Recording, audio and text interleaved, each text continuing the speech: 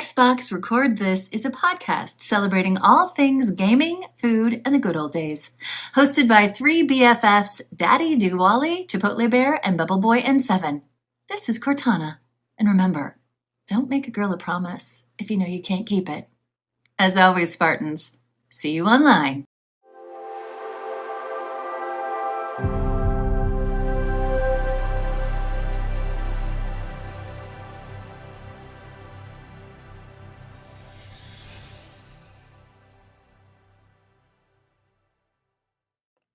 That's rad. Broncos country. That's right. Oh, hello.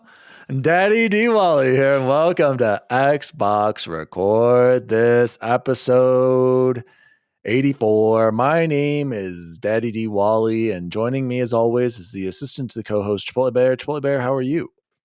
I'm doing all right, man. If I'm being very honest, it was a crazy day. The last couple of days of work have just been, I don't know what's in the water. I don't know what's up with these kids, but they are just been poor choices in abundance. So it's been a long day, but honestly, I will tell you, coming home, I felt this bliss because I was like, at least I get to chat with the boys tonight about some great things going on. So I'm doing well, man. Happy to be here. Thanks for having me. Yep, those dang kids. And joining us as always, the assistant to the co-host, Bubble Boy and Seven. How are you? Yeah, good. I'm still gleaming off the high from last week. I think that was I can tell. Such a good episode. And I think that we just need to keep the momentum going. So happy to be here. All right. Speaking of our last episode and just our show in general, Chipotle Bear's offline. Chipotle Bear, leave and come back. Xbox Record This is a podcast celebrating all things gaming, food, and the good old days. We are recording on Wednesday. We usually record on Thursdays, but it is Wednesday, December 7th, and we are recording a little early. We are recording before the Game Awards and all of those announcements and winners, and we will be talking about the Game Awards next week. So sorry, this is going to post on Saturday, and you're going to be like, why didn't you talk about the Game Awards? That is why we have to record a little bit early this week, but that's fine. We missed a lot of weeks last week, or a lot of news last week, and I just got an alert here. Breaking news on the show. Participant Chipotle Bear is having a problem.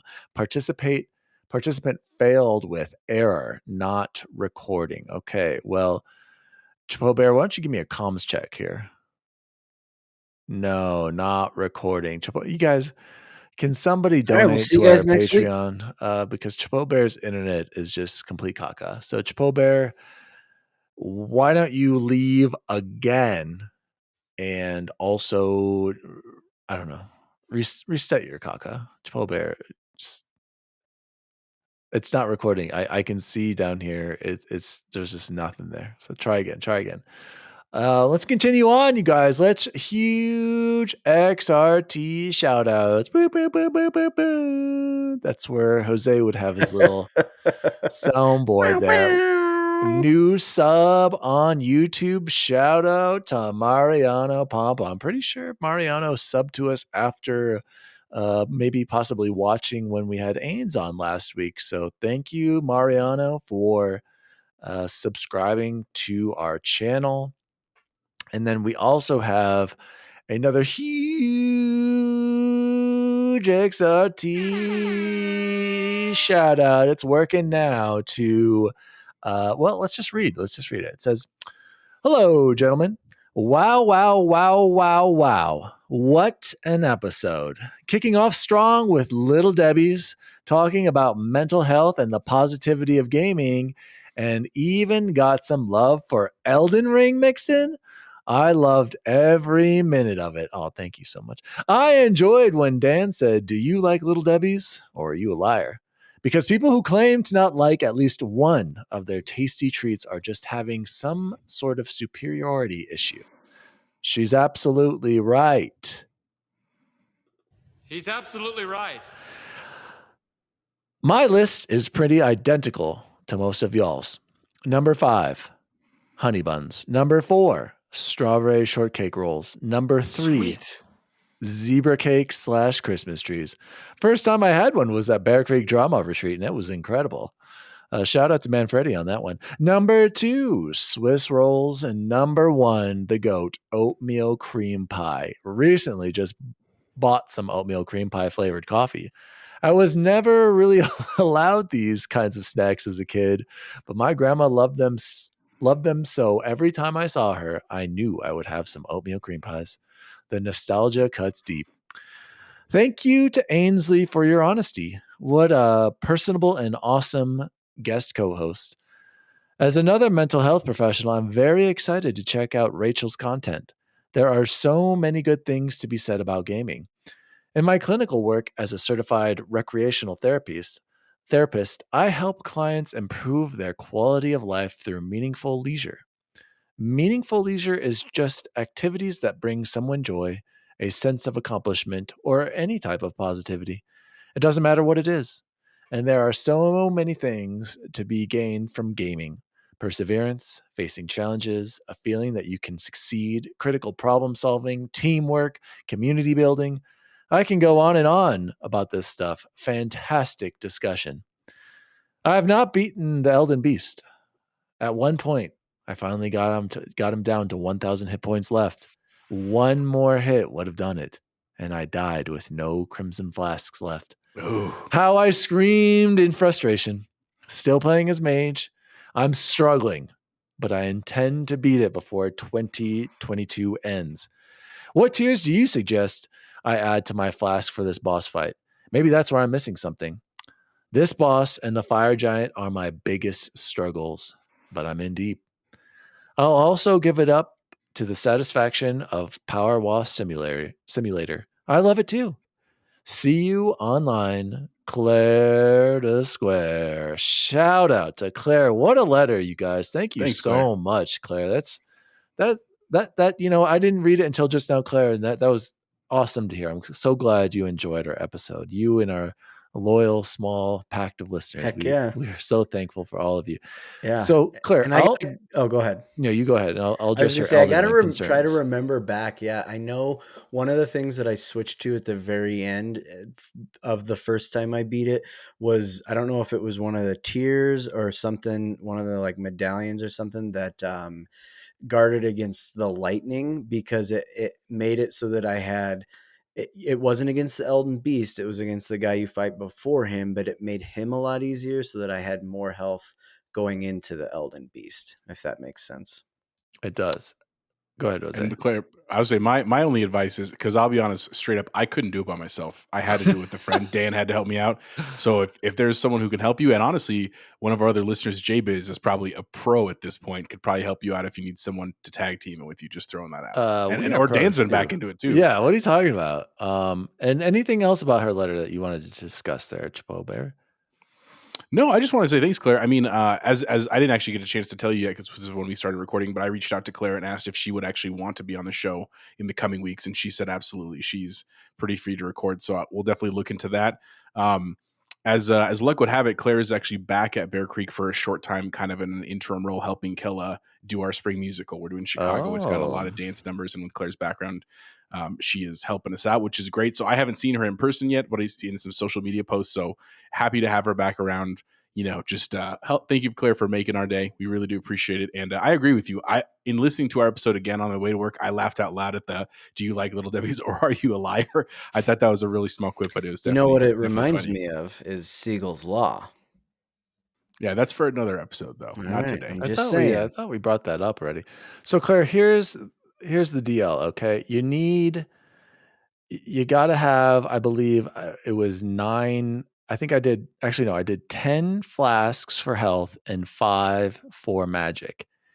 But key also was, and I'm trying to find my stats, and of course, for some reason, I can't log into the PlayStation app. This stupid. Oh, okay. Now it logs me in. Cool. So here you go. Here are the official stats, Claire. And I don't know what level you're at, but that'll help a lot as well. And if you don't already know, you need to go to the farming spot where you just shoot the arrow. The chicken. You shoot the giant chicken and it falls off. Just Google chicken farming spot, farm, yep. Elden Ring, and you'll be able to get there. You can get there really early in the game, and that's what I did this time. But otherwise, you've probably actually She might not have even been there. It is a secret area that you can get to. Yeah, it takes a Yeah, minute. You have to know how to get there. Yeah, Very but skippable yeah, if you can, unless you meant to go there. So here are my stats, Claire. I was a level 175 on this third run through.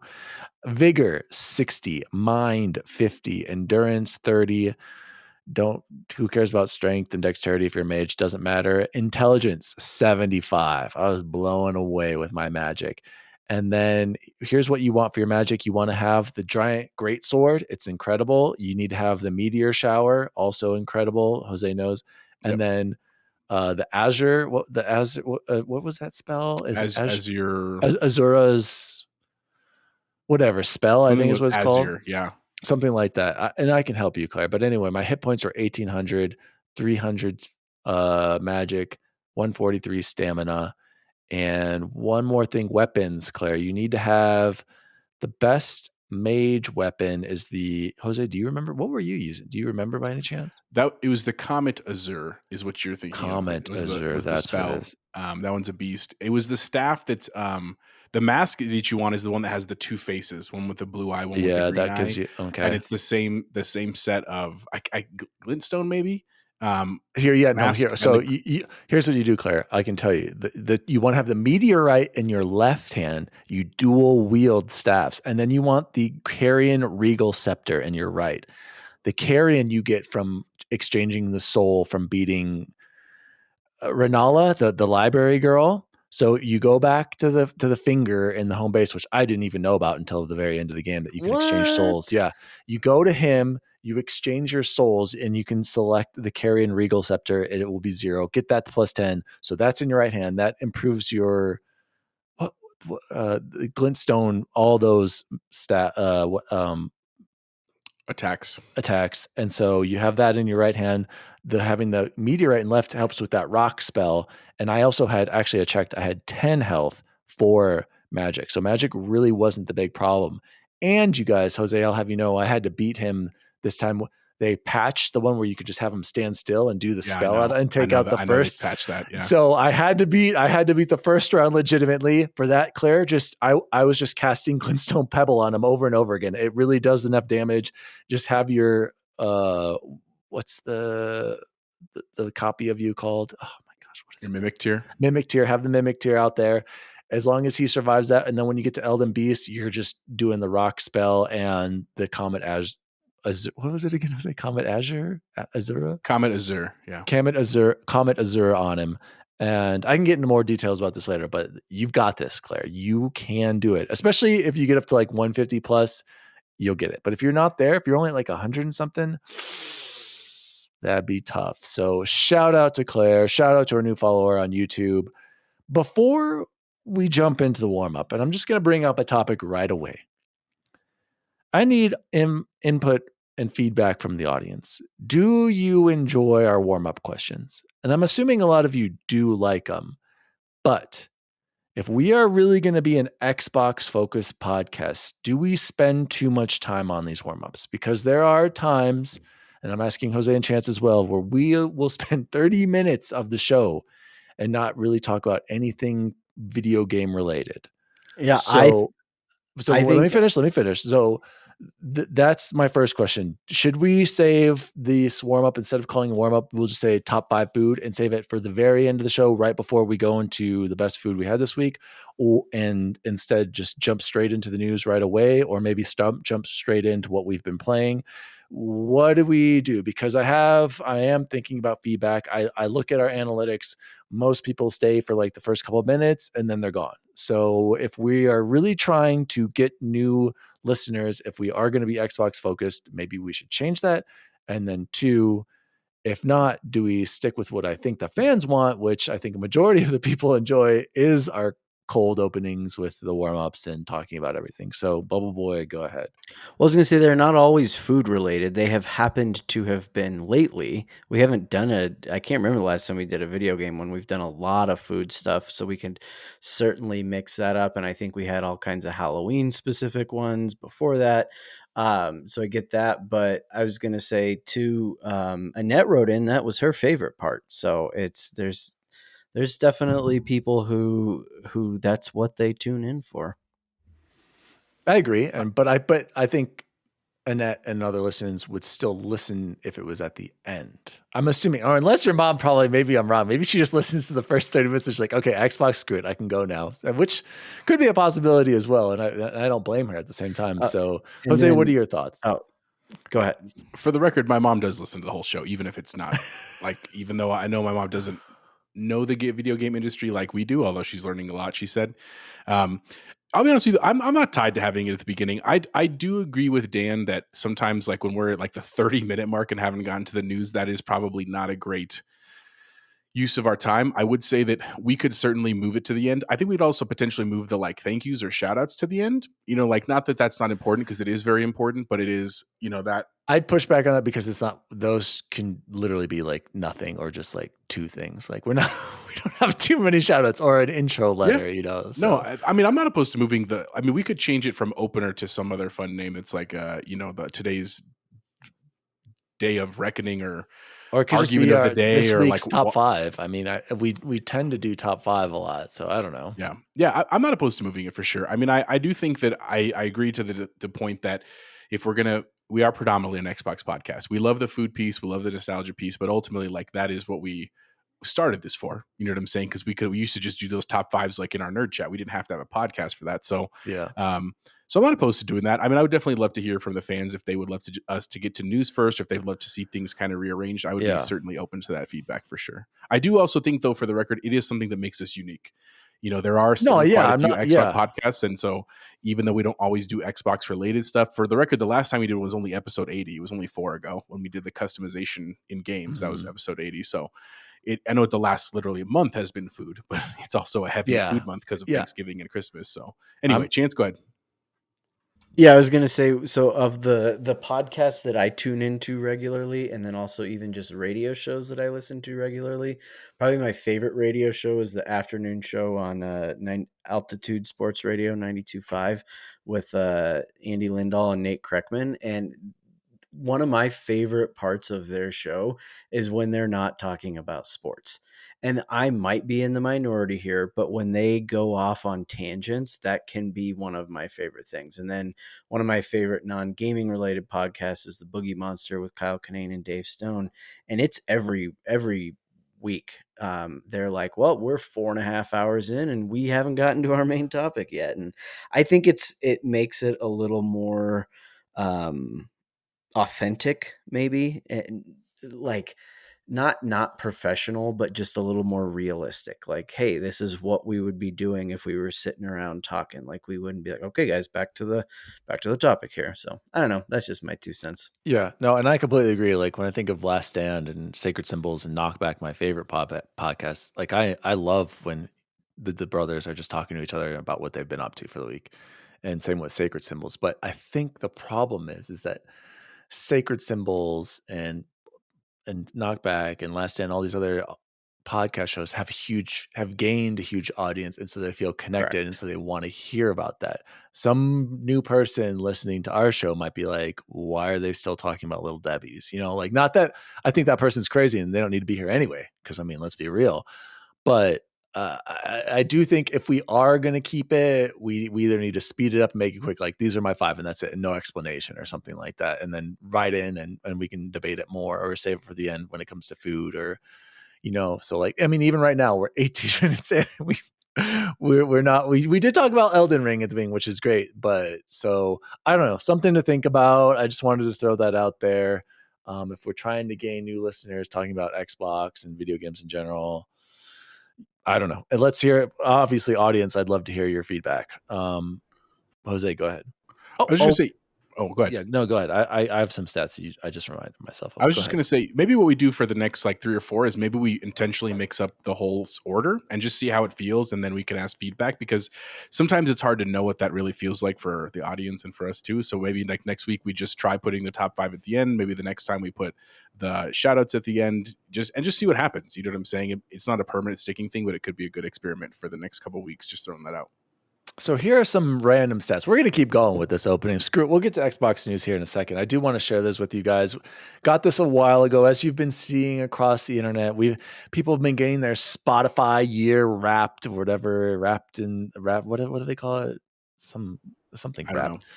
So here's our Xbox stats, you guys, XRT stats. We created 3,897 minutes of new content. That's 97% more than other creators in the leisure category. So That's we're Really? impressive. 97%. That's got to count for something, doesn't it? Our most popular episode was number 54. Starfield could use a Cortana right now. So that was right when we learned that Starfield was delayed.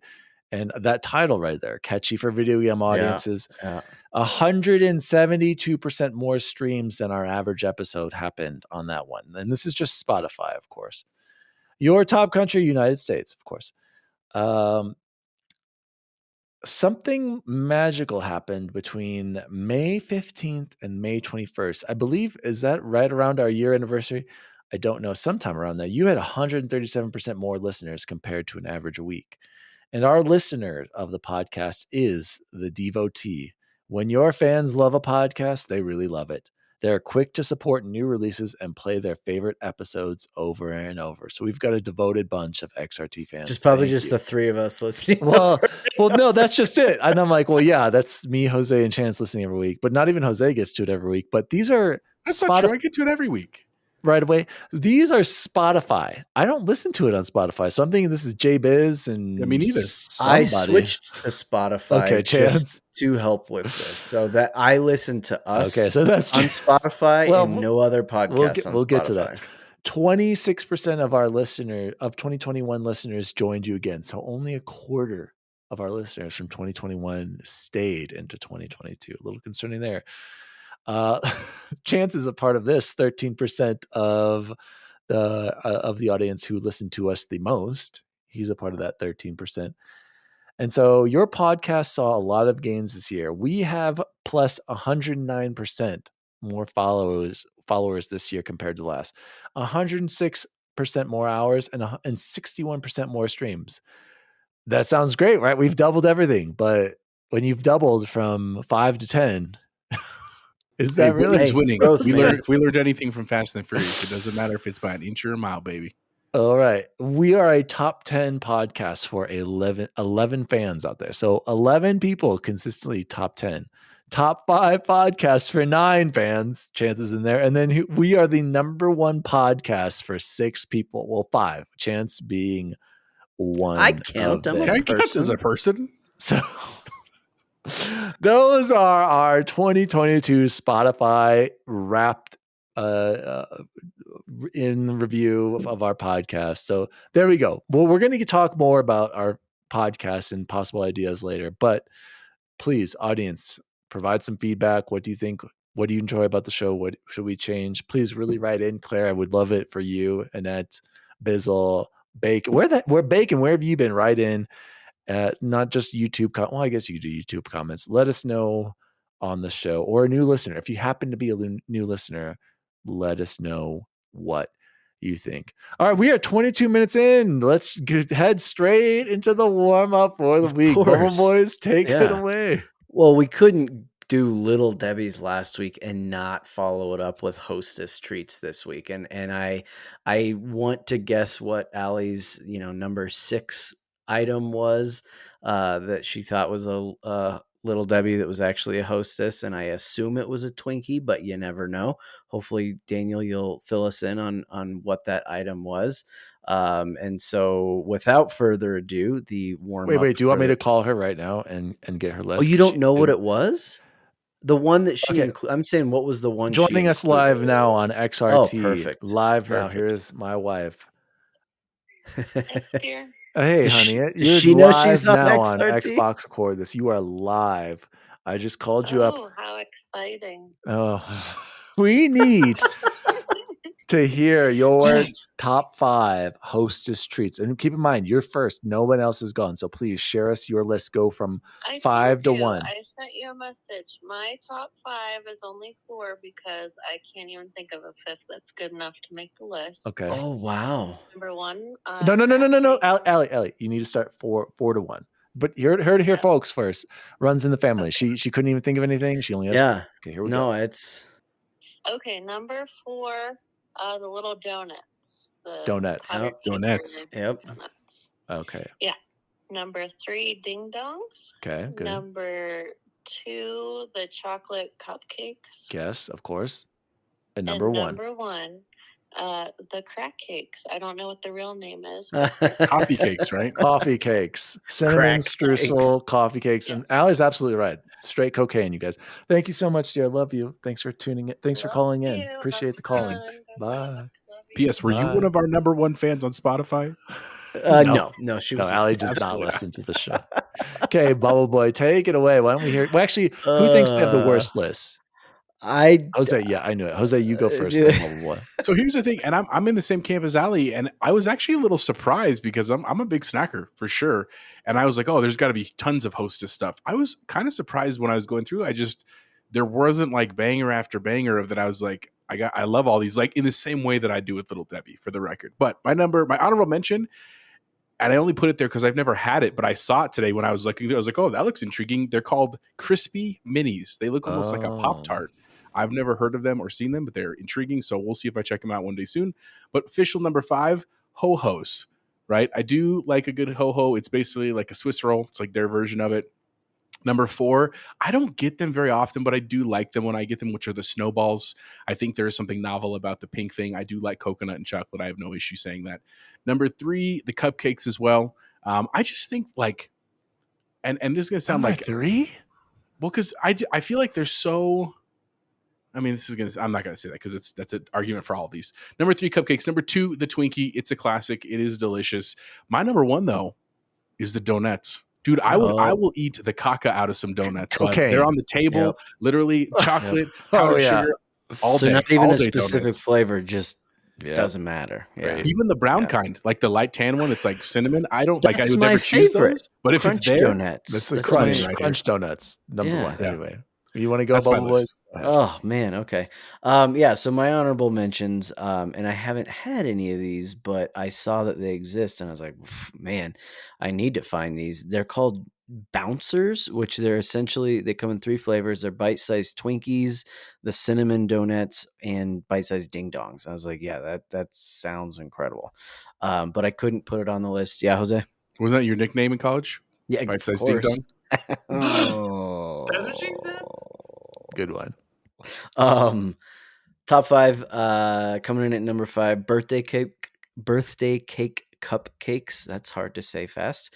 Number 4, blueberry mini muffins, which I know isn't necessarily like a dessert treat, but Hostess does make these and they're delicious. Cora loves them. Number 3, it was hard. I decided to pick one of the donuts. So you could have made a whole list of just different donuts, but I went with the crunch donuts. Those are my favorite, Jose, the tan ones. And then number 3, just a classic apple or cherry fruit pie. Those are delicious. I didn't know Little Debbie made them. So when Ains was on and said Little Debbie had those, I was like, oh, crazy. And then number 1, it's hard not to say a Twinkie. It's interesting because it might not necessarily be my favorite, but it's hard to turn down a Twinkie. Like if a Twinkie's sitting there, you can't not eat it. So it's got to be number 1. And the myth, of course, that it withstands the apocalypse, right? When we were kids, like that, of course, cockroaches and Twinkies are going to rule the earth. You can't beat that story. Yeah. All right. Well, here's Daddy Diwali / XRT, obviously definitive list as always. Honorable mention. Chance had it right. Those mini muffins, delicious, absolutely delicious. And then this is similar to Jose. I saw these and I was like, well, I need to try these immediately. The jumbo honey buns. There's like a honey bun doused in the icing. I was like, oh my gosh. Yeah, with the icing. I need to try one of those. So here's my list. Number 5, Twinkies. I can't believe you guys had it so high. I mean, they're good, but are they that good? They're iconic, bud. They are. I agree that they are iconic, but are they good? No, you guys are crazy. Number 4, Ho-Hos, aka inferior Swiss rolls, like Jose said. Number 3, Allie has it right. The coffee cakes, aka crack cakes.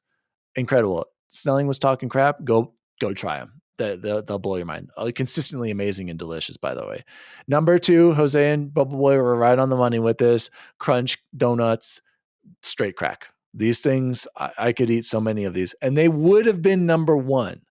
But when I think of Hostess and I think of the king of the cupcake, it's the Hostess chocolate cupcakes. Those are number 1, hands down, with the little swirl on top. They make the best cupcakes. Have you ever had the Little Debbie ones?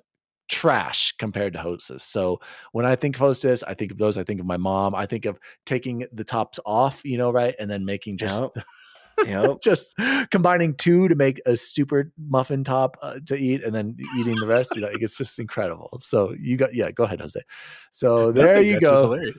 The top are at 5 Hostess treats, ranking them. You heard it here on XRT. I do need to post our Little Debbie's. I was going to make a video of that, ranking that. We're going to have to do the Hostess. We are 30 minutes in, so let's jump into some Xbox news for the week. Of course, News team, assemble! We are going to be covering a few weeks, or the past couple weeks, because we didn't really cover much last week. So there's, the news doesn't stop apparently in December. So let's jump into the first story, and I'm going to throw it straight to Jose after I read these tweets because I got to hear what he's thinking. Phil Spencer tweeted this late last night. Microsoft has entered into a 10-year commitment to bring Call of Duty to Nintendo following the merger of Microsoft and Activision Blizzard King. Microsoft is committed to helping bring more games to more people, however they choose to play. I'm also pleased to confirm that Microsoft has committed to continue to offer Call of Duty on Steam simultaneously to Xbox after we have closed the merger with Activision Blizzard King. Before I throw it over to you, Jose, very quickly, I just wanted to say my thoughts clearly. This shows Nintendo is at the least supportive, or indifferent, I should say, at the least, of this deal. Most likely supportive because they're going to get a chunk of that too. So they are clearly supporting them. Steam, aka the other major player that Sony complains about, is supporting them as well. And what I liked about Steam, I saw a quote and I sent this to Bacon as well. Let me just read it really quickly here. This was I believe it was a Kotaku article. This was a response from Steam. Pregnant pause. Of course, it's not showing up. Jose, go ahead while I pull up this. Well, Chance wait, has something first. Wait, I have it. Let me read it really quick. We're happy that Microsoft wants to continue using Steam to reach customers with COD and active once this deal closes. Microsoft has been on Steam for a long time, and we take that as a signal that they're happy with the gamers' reception and the work we are doing. Our job is to keep building valuable features for not only Microsoft, but all Steam customers. Microsoft offered, this is the key statement, offered, and even sent us a draft agreement for a long-term Call of Duty commitment, but it wasn't necessary for us because A, we're not believers in requiring any partner to have an agreement that locks them to shipping games onto Steam in the distant future, and B, Phil and the games team at Microsoft have always followed through on what they told us they would do, so we trust their intentions. And C, we think Microsoft has all the motivation they need to be on the platforms and devices where Call of Duty customers want to be. Bam. Go ahead, Bubble Boy. You want to go first? Roasted. Seriously, right? Weird. What a weird, just perfectly worded statement. I love it. The only thing I was gonna say, I would have loved to have seen Doug Bowser's face. And I think this is exactly how this played out, right? He's the head of Nintendo right now, Daniel. Is that what that look was for? Yeah, no, yeah, correct. I was just reading something. No, okay, sorry. So Doug Bowser, yeah, the head of Nintendo. I just imagine he was like, man, I don't know if we can afford it. I don't want to get in the middle of this. I'll kind of wait and see. And then he heard that 10-year deal. He's like, excuse me, what? 10 years. Yeah, I'll have some of that. And then he probably just called Phil up. He's like, oh, remember that deal that Sony crapped on? Yeah, we'll take that. And then done. I'm sure it lasted 8 seconds and over. And Yeah, they talked about what they wanted to go get at Arby's afterwards too. Yeah, yeah, they have the meats. To your question, Dan, I fully agree with Chance 100%. And I think, I mean, really, so if the question is why did this happen, it's a very easy answer. It's a Xbox, I think, is, to be very candid, I think they're worried about the deal. I don't think they're so worried that it's not going to happen, but they realize we're not just going to get to walk away with this deal without unscathed. And so they said, okay, well, we're gonna lend an olive branch to Sony and say 10 years. And Sony said, no, get that out of my face. Right. And so instead of just playing the victim and saying well, look, we tried, they didn't want to take it, they said, okay, cool, let's go to someone else. Now, there is a huge caveat that a lot of people are mentioning on social media online and stuff, is that can the current Nintendo hardware actually run Call of Duty? Maybe. It can run Right? Call of Duty mobile. If it can run Fortnite, you can dumb it down. I'm sure they could. You're right. But I'm sure they can but the build a future version. Switch. You're right. Stream And- at the minimum. And there has also been a lot of talk about, is Nintendo going to launch a new hardware? Are they going to launch a Switch Pro? Right? Like all these things are kind of swirling out there. We'll see what happens. There could be a lot of big news in the coming weeks for all we know, especially with Game Awards tomorrow. Who knows? So, all that being said, I think it was a very smart move from Xbox, but I also really appreciate the quote that you brought to us from Steam, because I think that really gets to the heart. And I'm biased. I know that I'm biased because I know that I like Xbox, but I like to believe that there's still positivity out there. I like to believe that there's still genuineness in people, that not everything has to be business and politics all the time, every day. This is on the biggest stage of business too. It's beautiful. Exactly. I love that they were just like, look, man, he said we're good, and we're not going to force them to be here if they don't want to, but I'm sure they're going to be here because it's a cool place to be. And Phil was like, yes, sir. Like, I just thought that was like a really, really nice way to bookend this. My hope is, of course, that this will show through in the regulation aspect, right? Because while this is a great story and it does look really great politically for Xbox and, of course, Steam, and it works out great for Nintendo, because you're right, Bowser was probably like, hey, if they don't want that contract, we'll take it over here.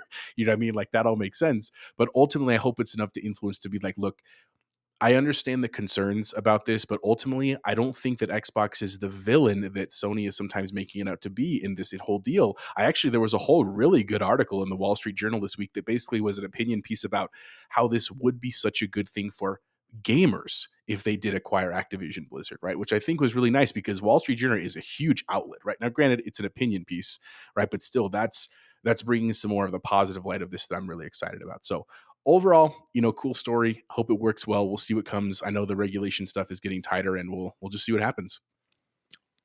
Quick question though. I'm assuming like this is like nail in the coffin. The deal's going to get done now though. What happens if Sony doesn't agree to a 10-year deal at that point? Do you think that really matters, or?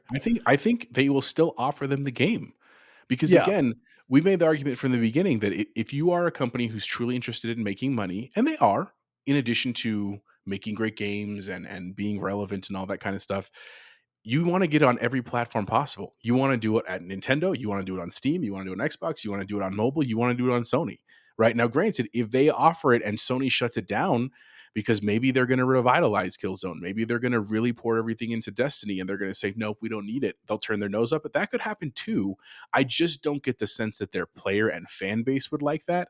And that's where they could really dig a deep hole if they're not careful. You know what I mean? Like, there are a lot of players out there who I think were really stunned when they didn't accept a deal for 10 years. You know what I'm saying? Like, that's just bananas that they didn't do that. Especially because it wasn't like as far as I know, at least, it wasn't a deal of like, you owe us money. It was just a deal saying, I promise you, Scouts Honor, that we're providing this game for the next 10 years. And they said, we don't want it. And it's like, okay, well, I don't know what to tell you then, right over here. I don't know what to do with my hands, Ricky Bobby. You know what I mean? So we'll see what happens. Hopefully the next time we talk about this, we will be talking about a deal being done, and we will never talk about this again. Both Sony and Microsoft whining to each other. Let's move into the next story. Summer Game Fest returns in June 2023, just days before a revamped E3. Jeff Keighley's show promises world premieres, live gameplay demos, and more. This is coming from Tom Ivan over at VGC. Before I thought, I think, was this a Jose article or was? Yeah, I put it in here. I just want to say, let me throw this to you before I let Jose take it away here. Let's be real. What would you rather attend? A new revamped E3 or the Summer Games Fest? Games Fest. Really? Mine's a new E3. I have not been impressed by any of the Summer Games Fest announcements in its existence. I don't think it's as good as the Game Awards, obviously. I don't even think the Game Awards are that good. I'm about a new E3. We're having all of them back there, but go ahead. Take it away, Jose. No, I was about to do the exact same thing with you guys when I saw this, just in the sense that we kind of heard rumblings that E3 was coming back next year, and now they've kind of basically confirmed it. I thought it was a little bit funny that Games Fest is a couple days before. And for the record, that doesn't mean that Keighley is trying to like one up E3. It could have been purely a scheduling thing. Like, that's when the venue is available. To answer your question of which one I'd prefer, I don't know. I mean, as a kid, E3 was the holy grail. Like if San Diego Comic-Con for comic fans and movie fans is like where you got to go there one time before you die, E3 was that for gaming. I mean, I can remember entire summers where like school would get out, and I remember when G4 was real big on TV. I remember watching G4 for days. Adam Sessler, Morgan Webb, all of them talking about like the games coming out in the booths, and I just dreamed like, man, one day I'm going to go to E3. And so I was genuinely really sad when first all the big companies, Sony, pulled out of E3. You know what I'm saying? Me And too. I understand, I guess, why they did that. I just don't like it. I like, again, the idea that like while we are separate companies and while we do All have to make coming our together we're and together. celebrating. We're a community. We celebrate all gamers. You know, I really miss that piece of it. And to be fair, I don't think E3 was necessarily at the root of that. Maybe they were, and I just don't know. But I think it was companies saying, no, we want the stage all to ourselves. And so in that spirit, I think I would prefer E3 just because, again, I would love more of that true convention experience. I love Summerfest. I think it's really cool. I'm grateful that we had it, especially when we didn't have E3, but I get the sense that it's more of just going to panels, right? Like I want to go to a true convention where there's vendors and demos and celebrities and all that kind of stuff. That's what I would want. And that seems more what E3 was. We'll see what happens though, right? Because can E3 pull some major players back? Nintendo, maybe a Microsoft, maybe a Sony, maybe Steam, for all we know. Can they pull like first party industry players and publishers and stuff? We'll see. Nonetheless, I guess the last thing I'll say, and I'll pass it to Chance, I'm just glad we're getting more and more gaming stuff. Summer's going to be great. Can't wait for summer 2023, man. We'll see what happens. Before I throw it to Bubble Boy, Chance, I got to ask you, why, first of all, why did you, I'm shocked that you said Summer Games Fest. Nothing against Jeff Keighley. I think what he tries to do is great, but there's just something about him. Like there's something about him I don't like, and I can't it's not exactly even that. pinpoint It's just like, it. to me, I don't care what it's called. Maybe they need something new. Maybe it's not E3. Maybe it's not Games Fest. Maybe it's something entirely new that can come about that celebrates all of this. What I think I meant by choosing Games Fest out of left field was just, I don't care. I just want to have something more than anything. What was it? The summer of 2020 or 20? Yeah, it would have been the summer of 2020 where there was just like essentially nothing. There wasn't anything. Like, Microsoft and had I their understand. conference. Sony didn't Yeah, like have I theirs till understand September. why that happened, of course. And every year since then, we see this every day in our lives, right? In education and school, we're like, oh, well, COVID. And at some point, and I don't want to sound callous, and I hope I don't offend anybody, but at some point with certain things, we have to get over COVID. We can't keep blaming COVID for different things. And I that is not a blanket statement. That's like, there are things you can blame COVID for, absolutely. But being late to your second period class has nothing to do with COVID. Not being able to have this, like Jose said, this incredible convention where people who love this medium can all come together and try out new games or buy clothes or buy exclusive merchandise and stuff for video games. That why can't that exist again?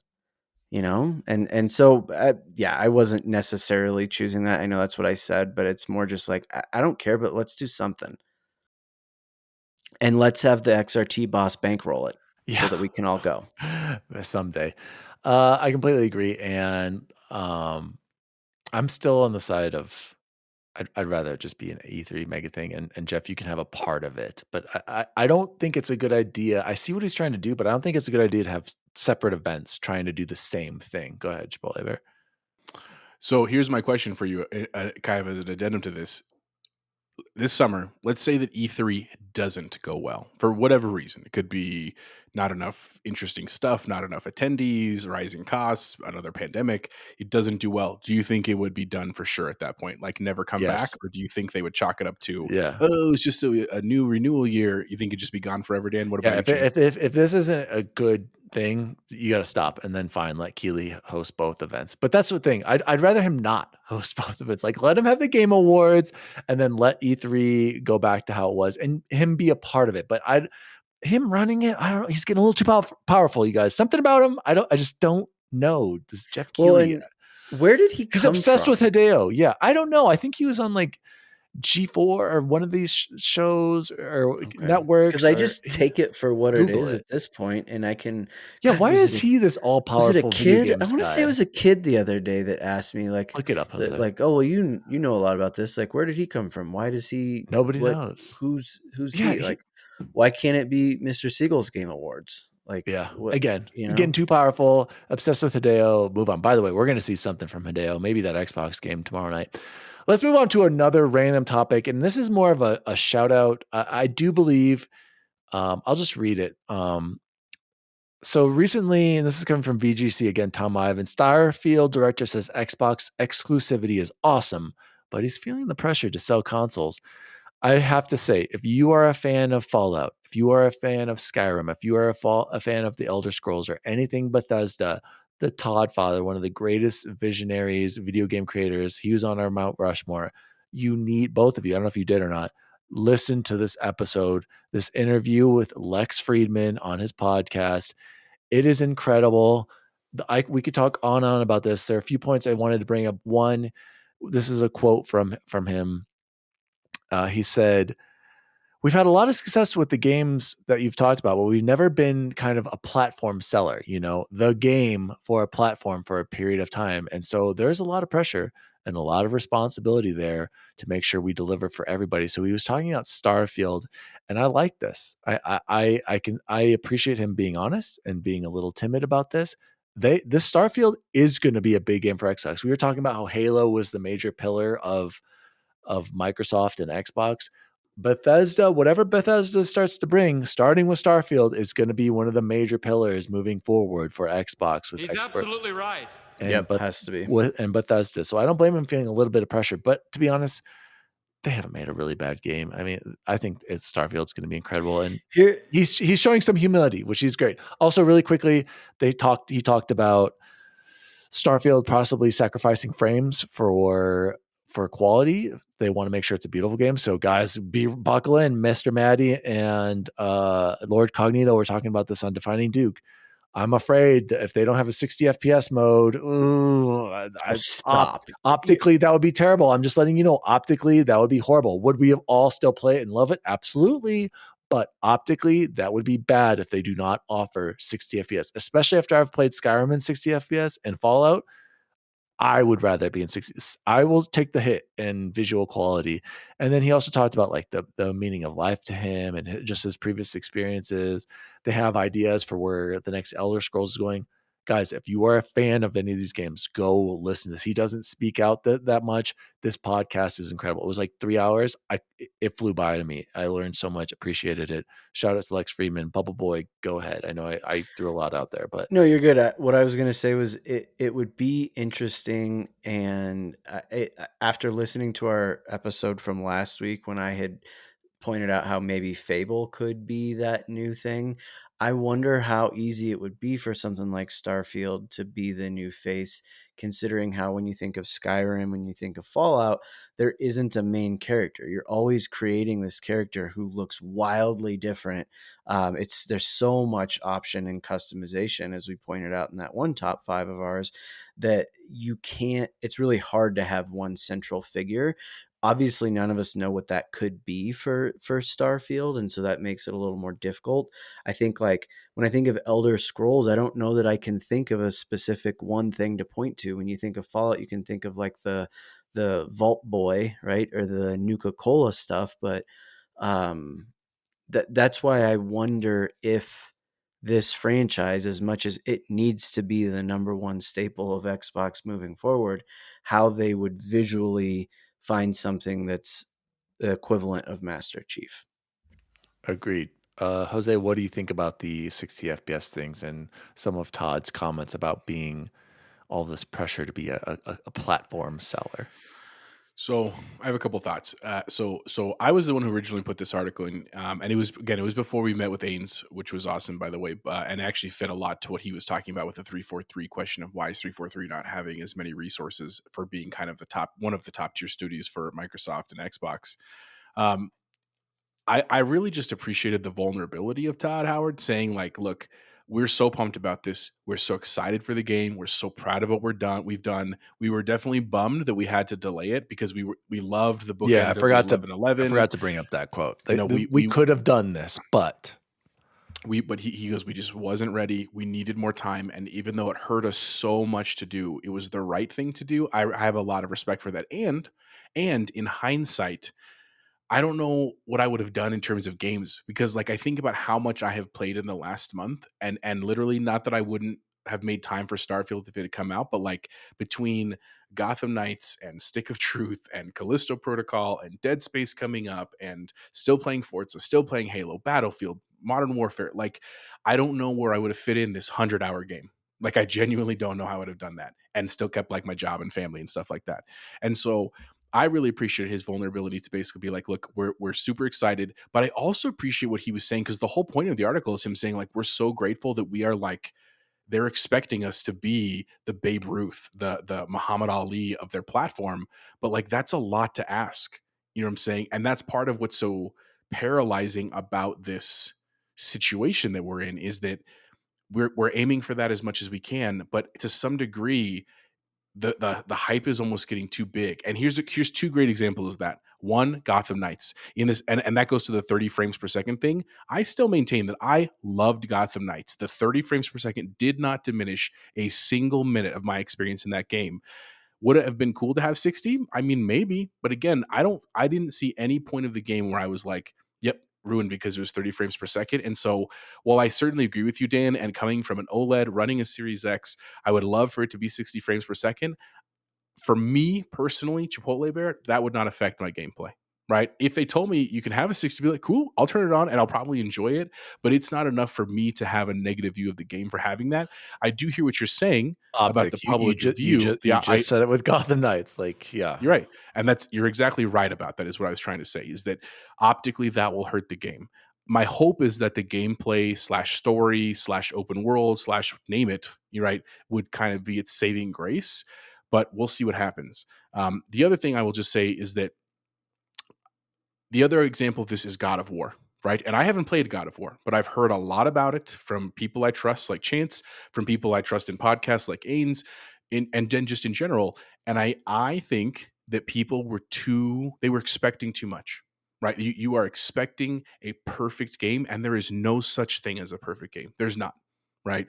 And so expecting that out of Starfield is a huge task. Now, maybe they'll hit it. Who knows, right? We'll see what happens. But I think just because it's not an 11 out of 10 doesn't mean it's not a great game. Doesn't mean it can't be a showstopper, and doesn't mean that it can't sell Xboxes at the end of the day. That's my opinion. I agree. Chance? I don't think ahead. we're expecting too much. Sorry, but I don't think expecting 60 FPS is that big of a deal. We got to stop this focus on fidelity. I'm sorry. We're not going to get there. You're not going to get games at 4K 60. These boxes aren't powerful enough. Drop it down. I don't care if it's 1080 60. They should have set the standard at 1440 60, and you wouldn't notice the difference. But go ahead. What I will say about that, and I'm glad you brought up God of War, Jose, is because so I was doing all the quality over the performance mode, right? And when I was playing God of War, when I switched to performance and that at 60 FPS, I couldn't switch back. I was like, this is entirely too buttery smooth. I can't go back the other way. But had I never done that 60 FPS, had I stayed on that quality mode the entire time, it still would have been an absolutely incredible experience. So I don't think Starfield has to hit at that. I think it's but we're in a different time. People expect that now. It's not like we're on the 360 and we could barely get 30 FPS on Fallout and Skyrim and all that stuff. We are in a position in a generation now where 60 needs to be the standard, and it's expected. Like it's not like we can just play it and be like, oh, this is fine, because that's how it was with their 360. So I don't know. I disagree. No, Maddie was like, it would be a big L, and I kind of agree. Like I can see it going either way, and of course we're all going to play it, but I think it's going to happen. I think I would rather have a game with with that incredibly fine detail and graphical fidelity that runs at 30, as opposed to one that doesn't look great but runs at 60. I completely agree. but you got to have the option for people to drop it to 60 FPS and lower the graphics. Completely agree. I might love Starfield more on the graphics, but you got to have the option. That's all I'm saying. This But debate. do you think? Go Sorry, ahead. go ahead. Do Sorry, you I was think just gonna that? end it. Do you think that is dependent on them having to make it portable to the Series S? And I'm asking because I don't know. I'm not arguing. I'm saying you don't think it is because, dude, what do you think the install size for Starfield is going to be? I'm thinking like 120, 230. 140. It's 230? No, I made that up. It's not going to be. It'll be probably around 100. I think I'm not concerned about the size. That's what she said. But it's the. I'm telling you guys, a Series S can do it. They got to learn. I just got a bad feeling. I got a bad feeling it's going to be 30 FPS. And again, it could be one of the greatest games of all time, and we will love it. Here's the internet will tear it apart. Look what happened, you guys, with the Gotham Knights. That's not even exactly what I wanted to ask. This is an Xbox first-party game that people have been waiting forever. It's the next big thing from Bethesda. It is going to get demolished just because it's an Xbox game and it's Bethesda. This is what I want to ask you. Okay, if you had Gotham Knights put in front of you and you were playing it and you had no knowledge whatsoever of the FPS, 4K, do you actually think your eyeballs would be able to be like, no, this is 30 FPS? Nope. No, not a chance. But I do have that knowledge. That's the problem, Chance. We do have that. I know I can't. I haven't played a 30 FPS game and I couldn't tell you. And I remember I played something and I was like, this is terrible. I can't do it. I can't play games in 30 FPS Plague Tale. Go play Plague Tale and tell me that's a bad. I'm not Chance. I'm not disagreeing with you that it's not playable and it's not beautiful and it's not great. I'm saying you have to give people the option. That's all I'm saying. Whether or not you choose to play in fidelity or performance, I can give a caca. Okay, you have to give that option. Let me ask you this. Forza Motorsport does it. I don't even think this is a possibility, but what if Bethesda was like, okay, tell you what, we're going to not release all the specs on this and we're going to put it out there. I'd be able to tell if it was 30 or 60. Absolutely. I mean, computers can run that. They can tell you that in real time though. So that's well, no, even if I didn't have that ability, which I don't have. I don't think you would. Yes, I can. I don't think you would if you didn't have anything else to compare it to. Yeah, I can. I absolutely can tell now. You're underestimating the difference. Casual Jose over there, even Jose could tell in Gotham's that it was not normal. No, I couldn't. When he I got those old eyes, bud. I had all LASIK surgery. We could talk about the 60 FPS versus 30 all day. Bacon back. I know you will because you're running like 4K 120 literally plus 130s on his. I think he got a 3090. You guys. He got a 4090. That's what it was. He sold his bond. He's got the latest card. Just killing it over here. Let's move on. Jose, quickly, was this you? Monster Hunter Rise is coming to Game Pass in January 20th, 2023. Why should I be excited about this? That wasn't me, actually, that put that one in there. Bubble but I actually Boy? saw this. I never played the first Monster Hunter on there. Was that me? It must have been you. But it's big. It's a big win for us. No, it is a big deal. No, it is. Exactly. I haven't played it either. Go ahead, Jose. But it's a big win because it's been mostly, at least of late years, a Sony exclusive. So I'm cool. It's cool that we have it. Not exclusive. Monster Hunter came. The last one, Monster Hunter World, came to Xbox on Xbox One. Oh well, nonetheless, it's a big win for us. I've never played them. I've always been interested. I like the costumes and the stories. I've heard they're a little bit of a repetitive story kind of thing, but it could be a cool thing to jump on at some point and check out. But yeah, we'll see what happens. Jess, did you ever play Monster Hunter? This seemed like a game you would have. I did, yeah. I didn't finish it. I did start it. The gameplay loop was not necessarily. Describe it to me. Is it like Elden Ring only against all big bosses the whole time?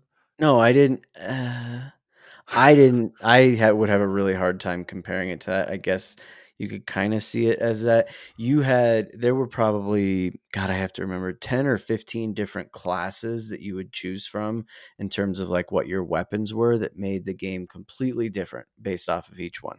And so you would like go out and search for this monster and get all their toenails or get all their shells and then bring it back and make a new weapon with it. Yeah, that's right. I remember the loot was a big part of it. Yeah. Yeah. What was weird to me was I would do 2 or 3 of those boss runs. Well, and with like say a great sword, and then go back, and the whole goal of that was to completely change my class to two katanas or something. And I just struggled with that. I wanted to, if I was like, okay, if I'm going to go with greatsword, I really wanted want to to play that perfect class, this yeah. greatsword thing. Yeah. And I felt like it was always pushing me towards changing. And if there were only 3 or 4 to pick from, I would have been okay with that. But there was literally like, I don't even remember, 12, 15, 16. And it just wasn't for me. Like it is very, and gosh, never mind. I'm not even gonna finish that sentence. It wasn't for me. Yeah, no, I've heard nothing but good things about Monster Hunter, and Jose's absolutely right. Like, this is a big one for Game Pass. Like, people are very excited for this. It's coming straight to Game Pass, while also being released, I believe, on PlayStation consoles as well. This used to be a Switch PC only thing. Uh, yes, and so I'm excited for it. Another diverse game straight to Game Pass. Awesome. Maybe I'll check it out. Who knows? But Chance just totally distracted me with something in the chat. So I'm just going to move on. Monster Hunter, you guys, is coming. I do believe, if I remember correctly, Monster Hunter World is like Capcom's #1 best-selling game of all time, like sales-wise.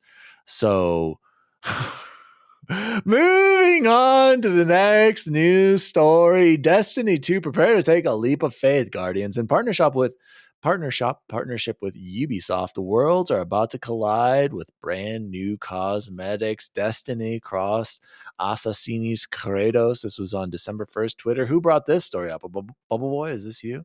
No, this was me. It's a 30-second one. I'm not gonna go back and play Destiny at this point. I can't I'm fit still it playing in. occasionally. That's what she said. But I have to admit, some of these look pretty fire, dude. I like that they actually have a lot of the different Assassin's Creed like brought in this. It's not just the like original one with Altair and Ezio and stuff. Cool, man. I've always been a huge proponent of collaboration, whether that's like food and gaming, games and games, movies and games. I love when they do that stuff. You know, I love that Modern Warfare lets you buy famous people. I love that Mortal Kombat brought in Class of Villains. Like, I love that kind of stuff. So I just wanted to give a shout out to Bungie and Ubisoft because this is dope, man. I hope it goes really well for them. I hope they continue to do it. Absolutely. I love, and it is a random partnership, by the way. Who would have seen Destiny and, well, I guess Destiny crossed with Halo and Ubisoft. They've been doing stuff like this. Go ahead, Bubble Boy. Are you ever going to get back to Destiny with Lightfall? Yeah. Any interest? It is a good shooter, but not as good as Halo. Oh yeah, It's just not. Is it 30 FPS? No, it's 60, and you can tell it was Oh, 30 I on won't be console. It playing was it. last gen. It was until next. But back to that No, I'm best-selling kidding. Capcom, I was right. Monster Hunter World, 18 million units sold, the #1 Yeah, selling Capcom game. Resident Evil 5, how trash dumpster file, 13 million. That's because it was co-op and it doubled just because of the co-op. And Resident Evil 4, 11.6, Resident Evil 7, Biohazard, Resident and Evil 6, timing too. So the other Resident thing Evil that I 2. think gets lost on a lot of those things, 5 sold more than 4 because there were more people into video games when 5 came out. Well, in 360 and PlayStation cross, yeah. It's constantly growing and getting bigger, and that's why it's like it's hard to that's not always apples to apples, and that's a totally another conversation for another day. But no, Resident Evil 5 being up there, that's disgusting. Yeah, horrible. Let's move into the next quick story here. Guardians of the Galaxy Volume 3, the first trailer and brand new poster. I deleted that. How's that still on there? But I watched it. So Bubble Boy, yes, Guardians is coming. I'm excited. I am too. I just deleted it because I was like, oh, The only role that I like like Chris Pratt in, by the way. I have grown to just loathe him. Besides Parks and Rec. Yeah, that and this. That's You're saying I can't stand outside him. of Parks and Rec. That's can't stand. What about there was Peter the Quill movie, and Andy Dwyer. That's all I need from Chris Pratt. He could disappear forever. Movie on the spaceship where he wakes up, and that one was really good. He was good in that. What was that, Jose? Really good? You don't even remember the name. What? Let's move on. Jose doesn't even know. To our last quick story. Everybody jump into this. Halo Infinite, December 6th update. This is fire, you guys. I jumped in as soon as this dropped. We've got a new custom game browser. You can now select all of those Forge modes. We've got new armor core unlocks. That means that there were some cores that you were locked before. Everybody gets them now. I worked so hard. Now there's 1, 2, 3, 4 new cores that everyone has, and also 10 new colors that everyone has. There's a new multiplayer map. Shout out to Halo 3's what was it called? Oh my gosh, what was the map It's called Empire now, right? What was it called Imperial before? now, but it was the pit. It was the pit in Halo 3. That's what I love it. Everyone was complaining about the aesthetics. First of all, I like it. It's different. And second of all, the map is awesome. Love it. It felt just like Halo 3. Also, I like how they added a drop zone to where you can get the camo and the overshield. Awesome.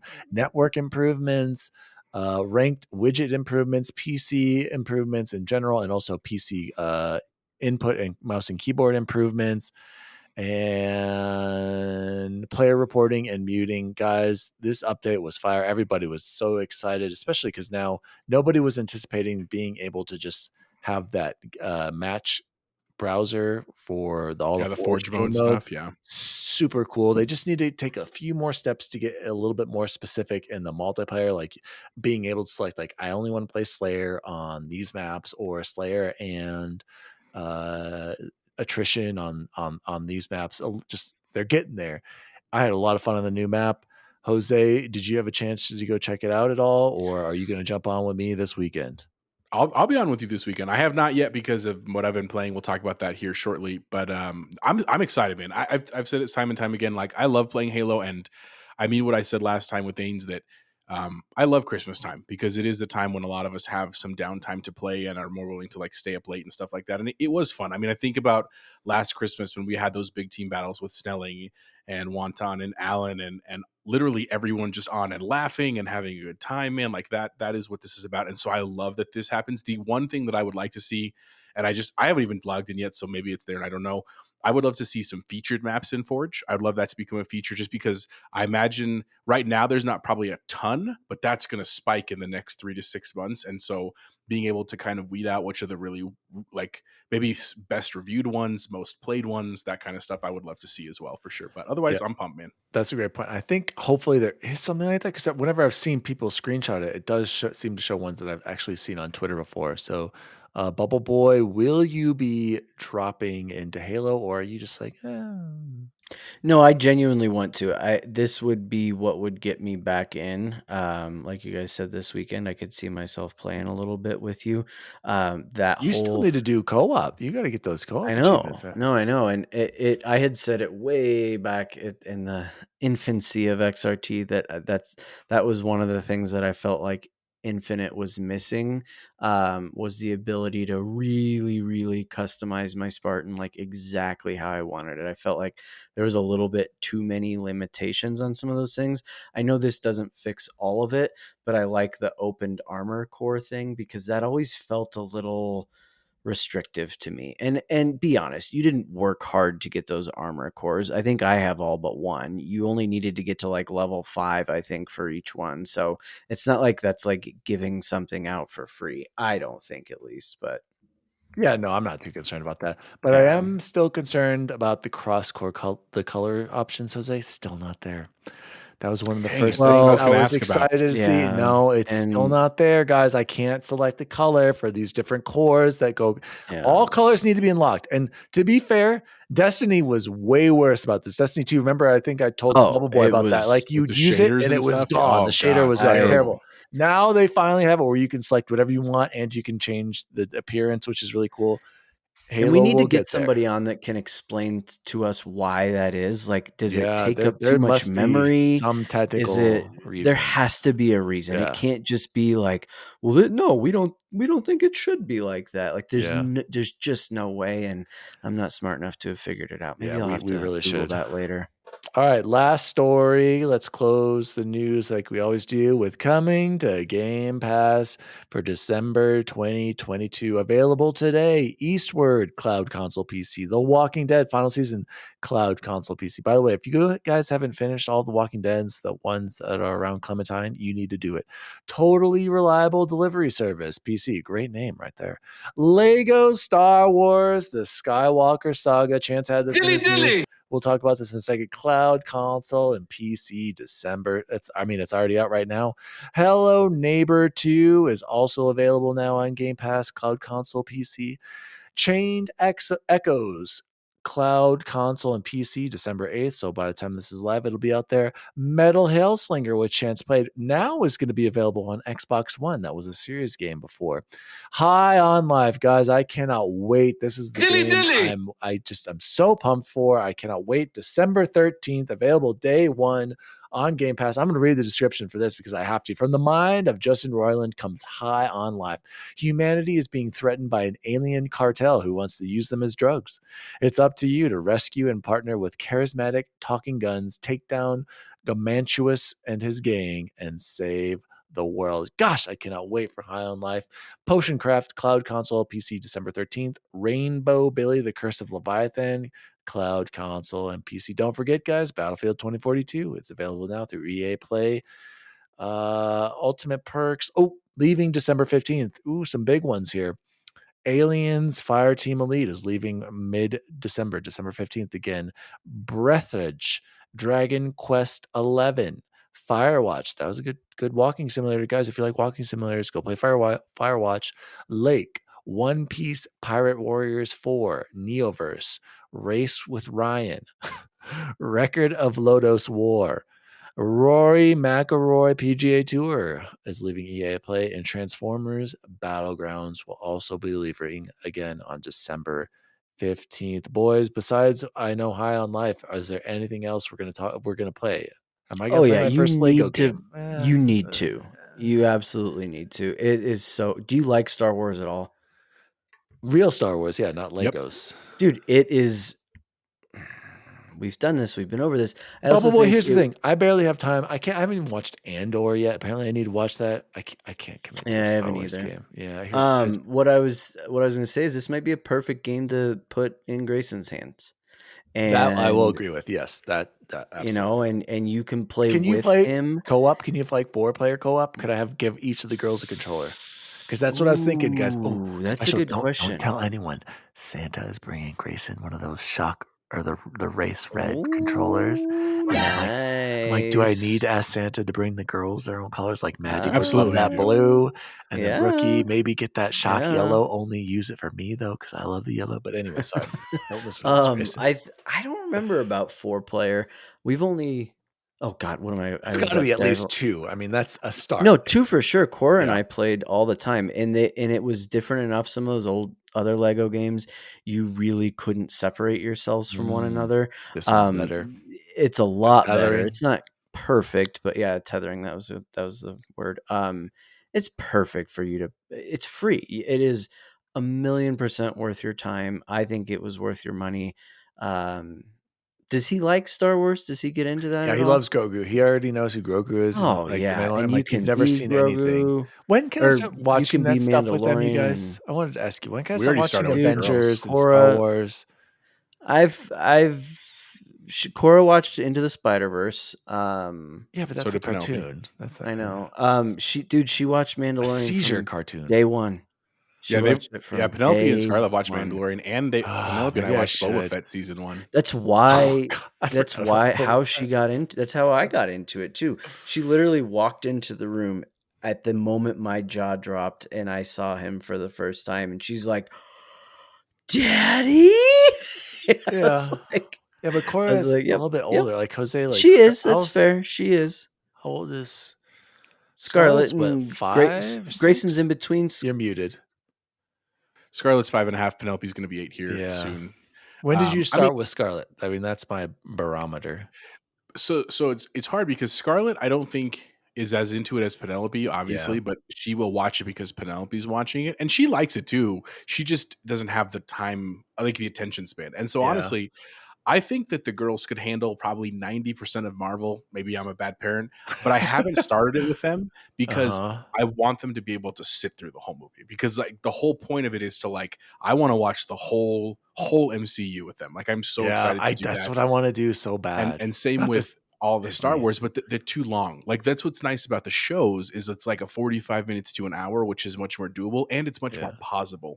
Where if you're like, we can only do half and then go do something, that's fine, because we can come back and pretty much catch up where we are. I mean, the nice thing about Star Wars is you're really not dealing with sex. You're really not dealing with a whole lot of violence. I mean, there is like weapons and fighting, but Yeah, but very little they're blood, aliens. That's what I very always little tell Grace. gore. I'm killing Cora- aliens. I'm killing Cora zombies. They're still bad. calls every gun a pew pew.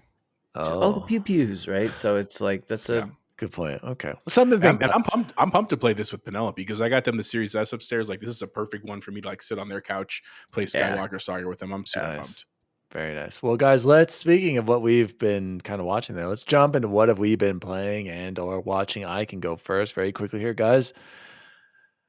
I'm back into Mass Effect, and I couldn't be happier. It has been incredible. I am so happy. I'm like, I want to play a game I want to play, sticking to that resolution for once. I've been having a blast. Again, Mass Effect hasn't aged the best. I can see why some people might skip it, but I already beat it. I did it in this past week, got the platinum, moving on. The goal to have every achievement, every platinum for every Mass Effect game released on PS3, PS4, Xbox 360, Xbox One goes on. I'm already on Mass Effect 2, did Insanity 1, got my love interest done, Bubble Boy. Hopefully I get it through the next 2 and don't have it Good glitch luck. out on me. Cross my fingers for you. Been loving Worst that. shore leave ever. Mine might even picked it. Oh, by the way, I've been the worst renegade ever. Spoilers. When you're on Vermeer and you have to make a choice to talk somebody down, a big character that somebody may have failed on before, dead. Didn't even blink an eye. I'm trying to do it as worst renegade as possible. But then how can you get the suicide mission? Okay, so for the suicide mission, everyone has to live. After that, I'm going to go back and make sure as many of those mother jammers. So anyway, I don't want to spoil it away. Guys, everybody go play Mass Effect. It is incredible. Also, update. I did get the Scuff controller for the PlayStation. I like it. I like the paddles specifically. That's why I got it, because so they have 2 paddles that are actually usable.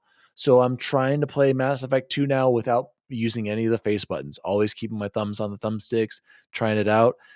I'm really interested to see how the Xbox One would be. If my Elite breaks again, I think I'm going to try this Scuff. Does it feel as good a quality as the Elite? No, but it does have a good grip on the back. But in general, guys, the PlayStation controller makes my hands hurt. Like, it really does. Yeah. It's because your hands are like spaced out too much, Chance. Like it forces you out, like your wrist this way.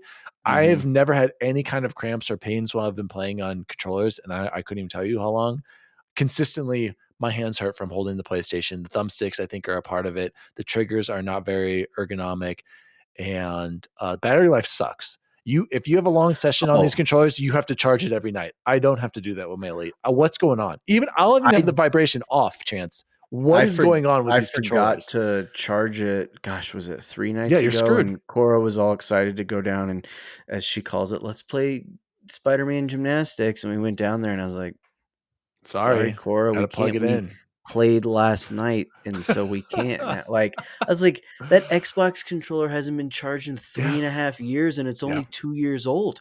Yep. Like, that is inexcusable. Real quick though, which Scuff did you get? Show me that again. I got the Scuff. Not like the $350 one. No, it was actually they had it on sale during Black Friday. The Scuff Reflex Pro is what I got, and the Pro comes with the grips on the back. I got it for $175. So do I think it's worth it? That yes, but am I going to play it that much? Probably not. Because I'm not going to be playing. I'm not going to be playing my PlayStation ones. But once you go paddles, it's hard. I can't do it. That's what she said. Yeah. Well, no, I was going to say I tuned into your Mass Effect stream through my PlayStation, only to see 5 minutes of a pause screen. Oh. Weird, because I'm usually pretty good about it. When I say 5 minutes, it's probably closer to like 38 seconds. But like what I felt like was a long time. Sorry, yeah, I probably just ran upstairs to do something. And I was like, no, there's no way he's like looking at a PowerPix website or something. You don't have all those Chivos memorized at this point. Exactly. Like, no, I'm just giving you a hard time. But I did try. So how's Miles, by the way? Like, do I need to play it? Simply fun. Yeah, but do a 7-day free trial of PS Plus. I'm not joking, man. Do it. Do a 7. Yep. And that's more than enough time to just go back and beat it. Probably if the story is very quick. I haven't finished it yet, but I've heard it's very quick. But just simply having fun. I can't tell you. I've mentioned it a couple of times now. Me and Cora she calls it Spider-Man gymnastics, and she just web slings all over the city, and it's think I not saw the teaching. chance. Don't you have to do a new game plus though to get the platinum? Yeah, but Like, you don't you don't have to care play about it achievements and twice? trophies. I You know, but remember if I that was your did, I Yeah, but you know. don't, so it's cool. But yeah, if you cared about the platinum, you would have to play it twice. It's just fun. It's a good game. It's not the best game. If I had to compare, like, To the Spider-Man, which one's better? Which ones do you like more so far? I know you even beat it.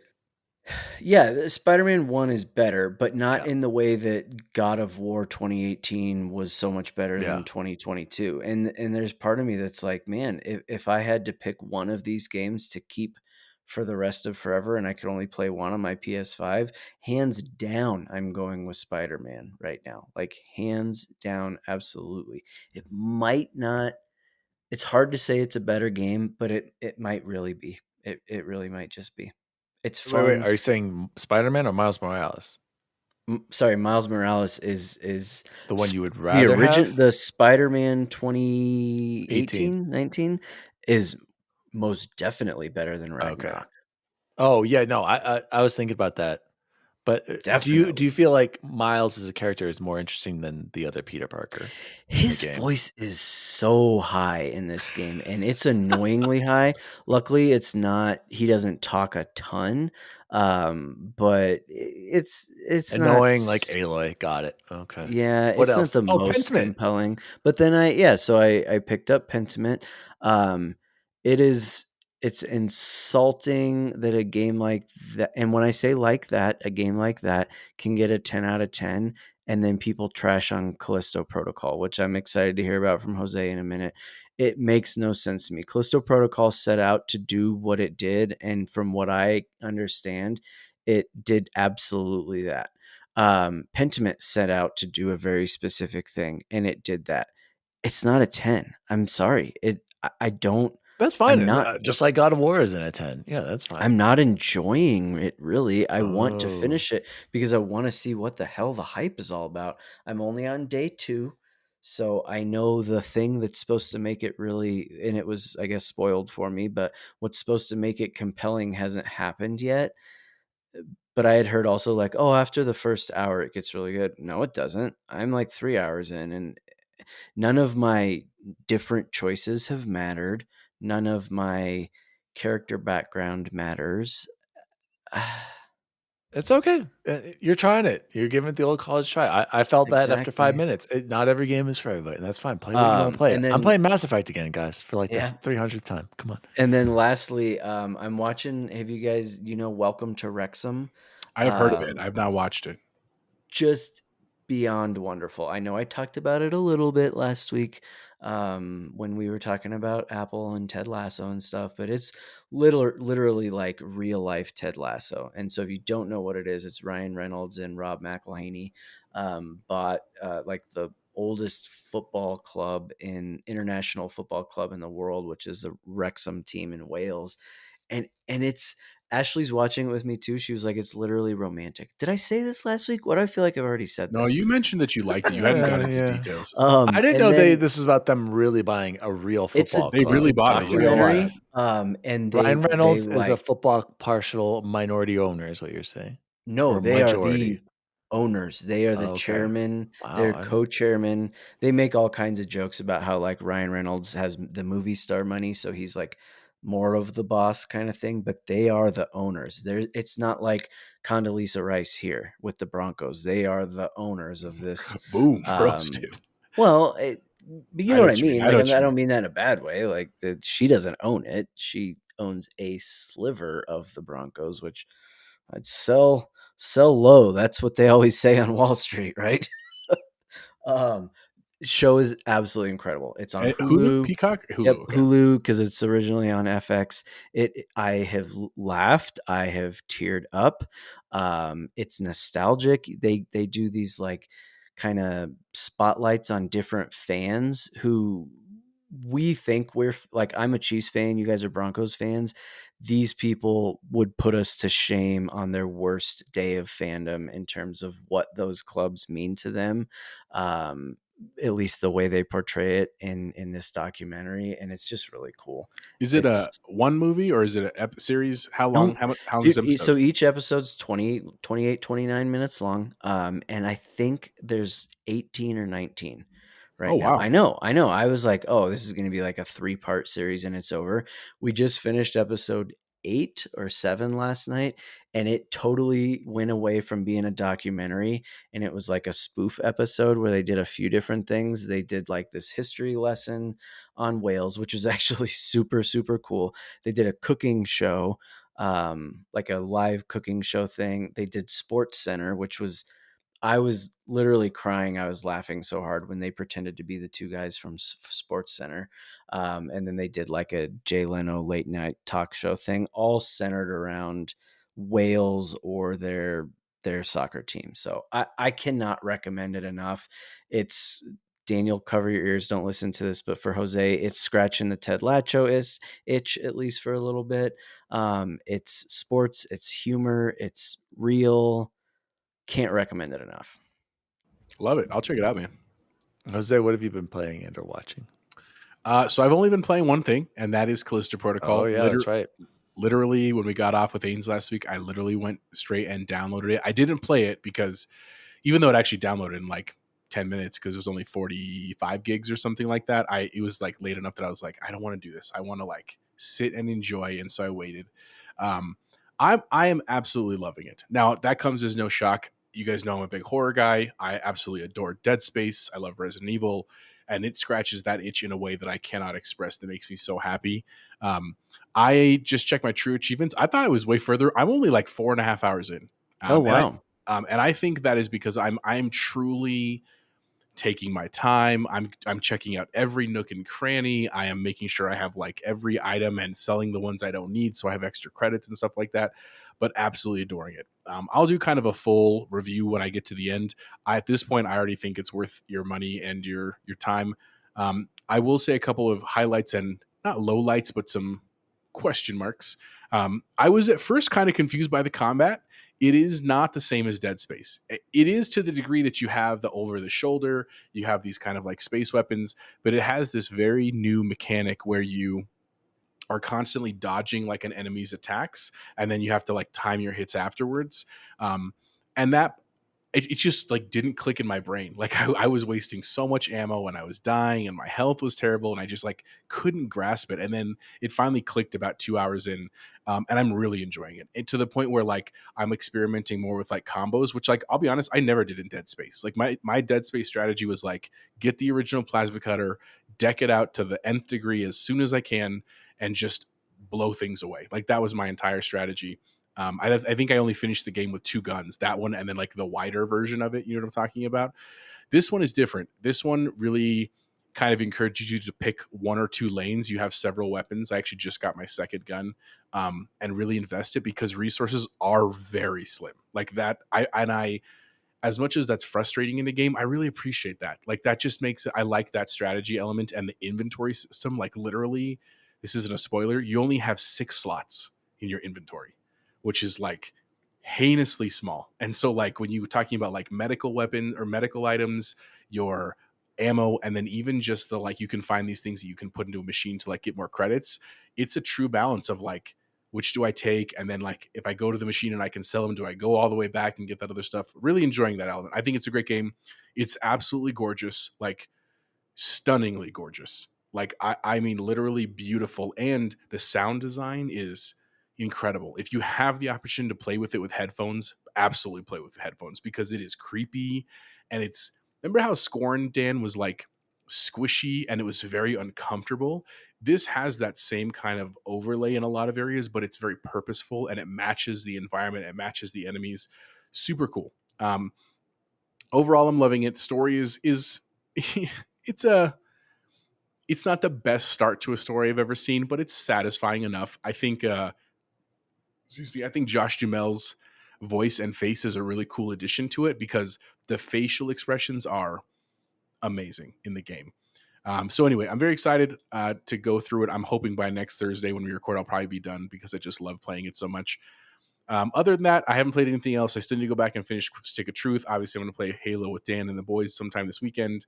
And then in terms of TV, Victoria and I have been watching Avenue 5, which is like, I think I mentioned it last week. It's like it's a comedy on HBO, and it's a story of this cruise ship that was supposed to be like a 2-month journey. They get sent off course, and now they're going to be in space for like 3.5 years. And it's got like the guy who played House in it. It's got Josh Gad in it. It's got a couple of other like relatively famous people, but really funny. It's like the writing is really, really solid, and it's every episode just is like bizarre, funny stuff. I've also tried to been going back and watch Titans, the show on HBO, because they've just released season 4. I think I'm still mid season 2, and I really like Titans. I wish I had watched it when it came out, but I'm certainly enjoying that now when I have a little bit of free time. But that's what I've been up to. So we'll see. Gentlemen, let's close the show like we always do with the best food we had this week. I will go first. Jose, add 2 to the list for me, please. Oh, that's for Popeyes. And then also, but that I don't know if that was the best food I had this week. The best food, it was delicious, don't get me wrong, was this barbecue chicken that Allie made in the crock pot. Just absolutely delicious. Some BBQ chicken, put a bunch of that Sweet Baby Ray's sweet and spicy sauce, barbecue sauce, and then put some stuffing in there and mashed potatoes. Man, I was eating like a king. So shout out to Allie. That was the best food I had this week. Who would like to go next? I'll go next. I also get to add one to the list because literally on Friday at school, I had to go to a meeting, and on the way back, I like texted my whole team. I was like, "Anybody want some Popeyes?" And immediately, everyone was like, "Ding, me!" And so they actually had that deal going where you buy a combo and you get a sandwich free, which was awesome. And you got to start using that app, Dan. It's really starting to pay off at this point. I know. Got some delicious Popeyes. Other than that, best food, we had breakfast for dinner on Monday a couple days ago. We did biscuits and gravy, just a wonderful dinner to have for breakfast or for dinner. And then also this last weekend, we went to this place up in Westminster. I kid you not, I actually looked up Snelling's address. I was literally like 2 miles from his house. But it was late at night, and funny story, on the way to this restaurant there, we got stopped in traffic because there was a car fire. Because literally like a Dodge Charger had crashed into something and it was on fire to the point where we could see like 10-foot high flames from where we were in traffic. Hopefully no one was hurt. We were going to see one of Victoria's old friends. It was their 40th birthday. Talk about middle age. And I was at this place called Famille, Famille, up in the new like Westminster Promenade. It was across the street from a JCPenney, which doesn't sound very sexy, but it was actually a very cool part of town. And it was a French farm to table restaurant. They had rented it out for her birthday and like free drinks and stuff like that. But very cool, man. And the food was really good. Like when I was like, "What kind of food is it?" It was like French farm to table. I was like, okay, we're gonna stop at Taco Bell right on the way home. But it was actually very good. They had a really awesome fondue and little hush puppies and stuff like that. So shout out to Family if you're up in Westminster. Check it out. Bubble Boy, what about you? Yeah, I have some unfortunate news to report. I finally, I don't know if you guys have seen this, the mozzarella stick chicken sandwich from Wendy's. It's got basically like a cheese stick on the. I know. I was excited. I was like, "This is gonna be great." It's got like I know this like focaccia Italian bread bun and the marinara, and that Wendy's. Let me tell you, the Wendy's next to the hospital in Parker, that it was awful. They had like a sign like, "We're out of lettuce, we're out of tomatoes," and you couldn't go into the second line. They didn't have any dipping sauces. I was just like, crazy. They didn't have vanilla Frosties. It was all, but I was just like, I need to walk away now before I order this thing. It was as bad a presentation as I've ever seen in fast food. And I don't ever expect like to order a fast food sandwich and get what they show on the commercials. But I took a picture of it that I forgot to send to the nerd chat last night that I will here in a minute to you guys. It was awful. It was terrible. And the taste was okay. I'll never get it again, but I just, man, swing and a miss on Wendy's, but probably my own fault because I should have just gotten a JBC or like 3 and called it quits. But yes, sir. 4 for 4. He's absolutely right. Guys, this has been Xbox Record This, episode 84. My name is Daddy Diwali. You can follow me at Daddy Diwali across all social media. You can follow the show at Xbox Record This on all social media. Please send us your top 5 hostess. Tell us what you're excited about with the Game Awards, your reactions this week. Tell us what you think of the show. Please send us the feedback. We would really appreciate it. Chipotle Bear, where can people find you? You can find me on the Twitter, Chipotle_Bear. Been having a lot of great conversations with some of our fellow co-hosts of other podcasts, and Sip It Ghost, Joe and Kyle. Of course, Ains from Seasoned Gaming. You can also find me on Instagram at Chipotle Bear if you want a little bit more into the inside of this guy's life. I'll be, spoiler alert, it's not super exciting, but it's full of food and fun times. And Bubble Boy, where can people find you? Oh, trolling the message boards of the USPTO, which is the United States Patent and Trademark Office. Spoiler alert. As always, gentlemen, see you online. See you online. See you online. See you online. What do you guys want? Get some sour cream and onion chips with some dip, man. Some beef jerky, some peanut butter. Get some Haagen-Dazs ice cream bars, a whole lot of hot. Make sure chocolate. Gotta have chocolate, man. Some popcorn, bread popcorn, graham crackers. Graham crackers, the marshmallows, the little marshmallows, and little chocolate bars. We'll make some s'mores, man. Yeah, that's what I'm saying, yo. Also, celery, grape jelly, Captain Crunch with the little crunch berries. Pizzas. We need 2 big pizzas, man. Everything on them with water, whole lot of water, and Funyuns. Xbox Record This is a podcast created by Daniel Walenzik. You can follow him at Daddy Diwali on all social media. The assistant to the co-host is Jose Martinez, and you can follow him at Chipotle_Bear on Twitter. The assistant to the co-host is Chance Siegel, and you can follow him at BubbleBoyN7. You can follow the show at Xbox Record This on all social media. If you'd like to find out more about the show, visit xboxrecordthis.com.